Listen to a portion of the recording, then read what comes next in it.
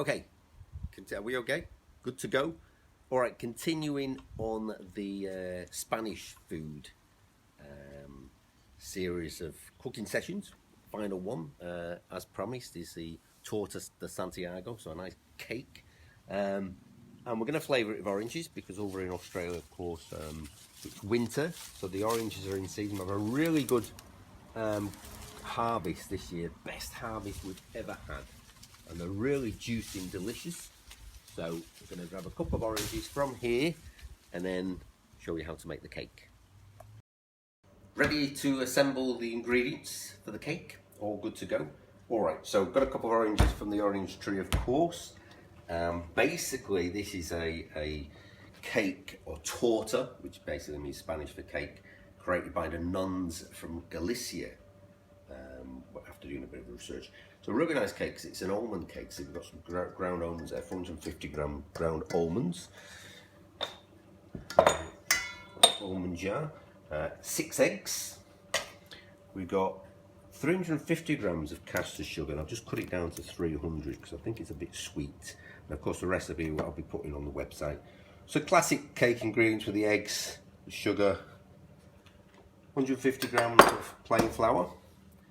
And as you can see, it's mostly ground almonds, so it's an almond cake. And then you've got your unsalted butter with the oranges, and I'll show you what to do. And I've also got a few ingredients for afterwards. We'll be whipping some cream. I've got some icing sugar. Got also some slivered almonds, which we're just going to toast. Greaseproof paper, a bit of chocolate, which isn't in the recipe, but since we're going to have to eat it today, later, somebody's got to heat it before the kids come visiting, so we better get stuck into it tonight. Let's put some chocolate on top of the cake. And then of course, get your equipment together. You need a cake flan dish, which we're basically going to, a little bit of butter, just going to cover this with some melted butter or oil. We're going to line the flan, and then I'll show you how to get all the ingredients together. Alright, so getting the cake ready to go, we've got here my bowl to put on the mixing machine in a moment, which we can put just like any cake, put the sugar in and the butter, which we're going to start mixing on the machine in a moment. So we'll scrape all that into there.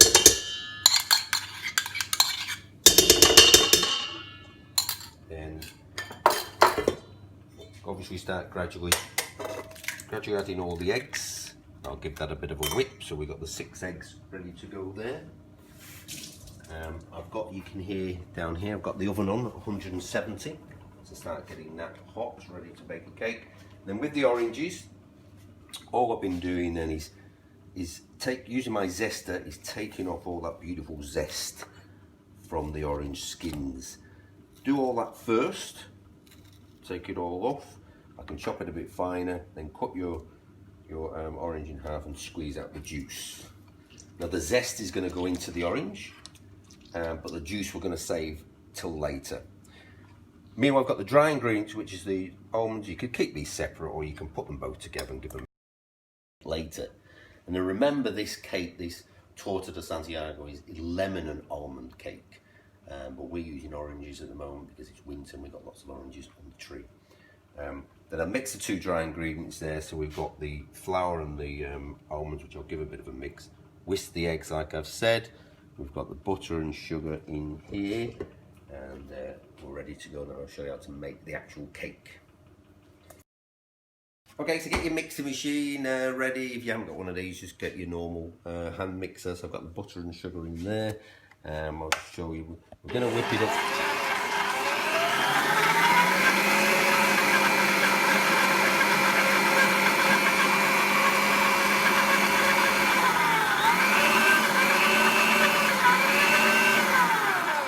So what I'm going to do is keep whipping that up, probably for about 5 or 6 minutes until it's nice and light and fluffy. Obviously I can't keep this on camera with that noise. And then I'll show you how to fold the next few things in. By the way, every now and again as I'm whipping it, just use a little bowl scraper and just keep scraping it a bit down the sides, just so you can whip it a lot easier and smoother. Okay, so here we go. I've got the eggs here. Now, when I say whisk the eggs together, actually, you can still do it the old-fashioned way and throwing an egg in at one go. It doesn't really matter. Just makes it a little bit easier to emulsify. So you can see there, I've got quite, if you sort of put the camera in there, you've got quite a fluffier type of mix. So I'm going to put it on full again, and then gradually just start to add the eggs, bit at a time, and just keep whipping until it all gets in there, and then I'll show you the next thing. Okay, so this time lower. Got all the eggs in there. Just put in a lower mix. Folded it in. That's what you do by hand anyway, and you can just use the machine. I've just mixed the flour and almonds together, and I'll gradually continue beating that into a cake. Also, the orange zest. There's a little bit of juice in there, which is okay. That's good because, in fact, with my juices, they're so full of juice. We probably won't need the whole 2 oranges because they're so big.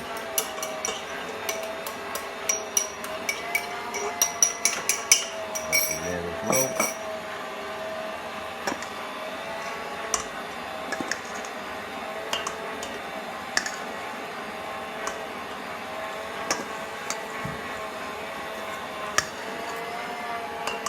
Typical cake mixes.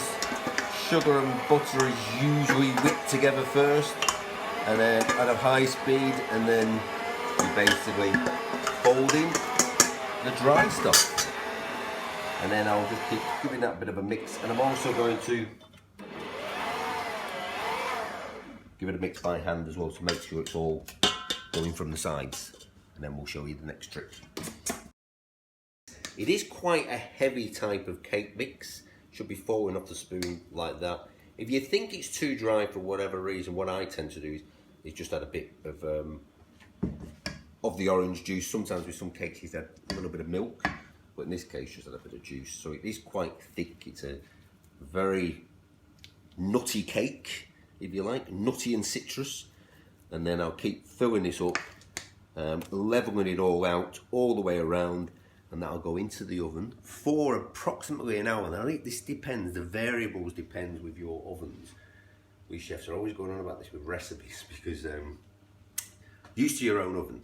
It'll take about an hour, it might even take less. Mine's quite powerful, so I probably could get it done in about 45 minutes. But the important thing then about the cookery or the baking skills is then using a skewer to make sure, we'll check it later to see exactly how it is.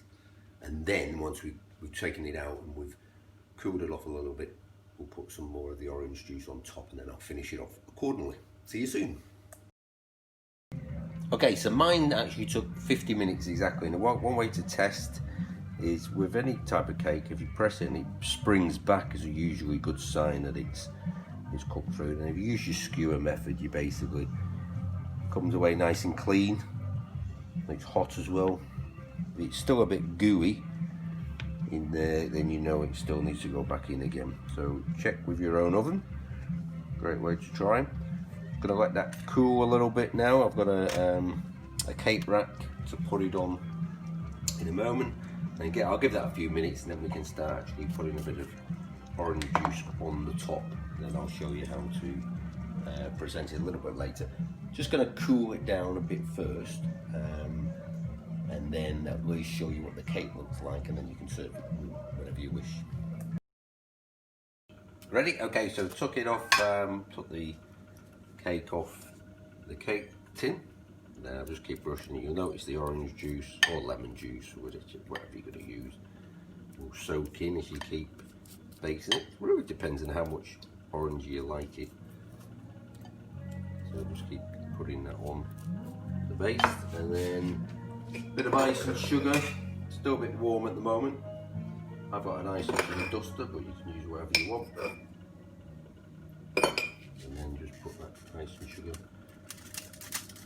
over the top, let some of it soak in, and then as it tends to cool, we'll finish up with a bit more ice and sugar. And by then I'll roast or grill the liquid almonds and present it later on. Okay, so basically the basic almond cake and how it can be served in more cases than one. You make this up and just serve it up with your orange juice, which I've been basting every now and again, and then if you wanted to, you see it's really nice cake. We love this because we love almonds anyway. Brush a little bit more, put it on your plate, maybe put a couple of orange segments on, a bit more ice and sugar, and serve it simple as that. And by now you see, once you look at the cake as well, once this is soaked in, you can put more ice and sugar on the top and serve it just a little bit like that. And then later, another time, I'll show you how you want to serve it a bit more chefy style with the chocolate and the orange and the almond slivers. But just like this, it's nice to me.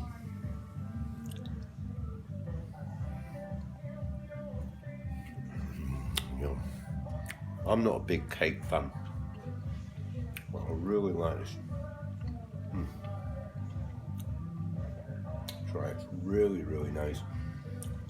And it keeps, if you keep on that orange juice on, it keeps it quite moist as well. And it's fresh orange juice, so you actually, even though you're having a cake, you've got almonds in there, but you've also got the fresh vitamin C going on top as well. Sorted for winter. Okay, so when presenting the torta, or any cake really, put a bit more ice and sugar on there, a couple of segments of orange. You can just eat it as it is, like the photo, or I've also put some, whipped the cream, put it in my piping bag, and then you can put a little bit of garnish if you want to do a little bit more chefy there. Next thing, I've got some chocolate here, which I've just melted over some hot water, a bit more orange juice, and I've made a little grease-proof piping bag that we do a lot of chefs, which is another thing I could show you another time, to pipe the chocolate as a little bit more chefy garnish.